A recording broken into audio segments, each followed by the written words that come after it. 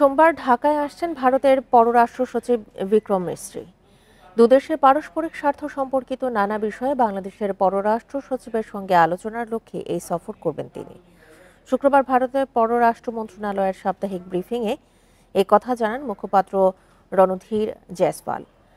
পররাষ্ট্র সচিব হওয়ার পর বিক্রম মিস্ত্রির এটাই হতে চলেছে প্রথম বাংলাদেশ সফর।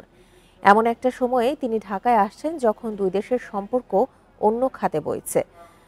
গত সোমবার ভারতের আগরতলায় বাংলাদেশ সহকারী হাইকমিশনে হামলা এবং পশ্চিমবঙ্গের কলকাতার উপ হাইকমিশনের সামনে বিক্ষোভের ঘটনা ঘটে।